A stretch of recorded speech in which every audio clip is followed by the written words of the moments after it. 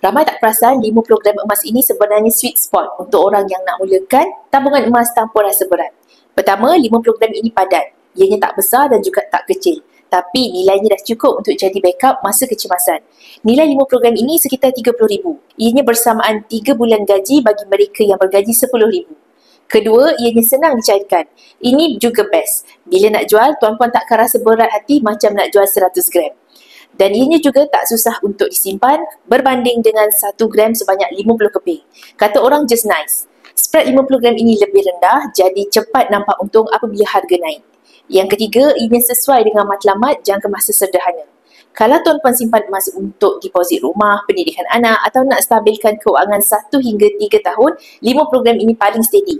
Walaupun 50 gram ini tak memberikan dividen, tetapi kenaikan gold bar 50 gram ini lebih RM17,000 sejak 5 tahun lepas.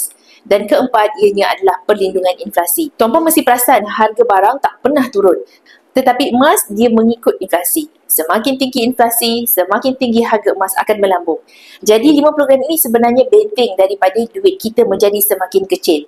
Yang kelima, ianya adalah portfolio booster. Tuan-puan akan rasa lebih terjamin apabila ada 50 gram ini di tangan. Ianya ibarat peace of mind. Tuan-puan tak perlu tunggu kaya baru nak mula menabung. Tetapi, menabunglah dulu sehingga menjadi kaya. Jika tuan-puan belum ada simpanan, mungkin inilah masa yang paling sesuai untuk upgrade simpanan duit tuan-puan kepada emas fizikal. Bagi tuan-puan yang nak saya bimbing untuk dapatkan emas fizikal seperti ini, boleh rujuk pin pos saya, cara mudah daftar akaun dan saya akan bimbing langkah-langkah simpanan emas yang terbaik untuk tuan-puan.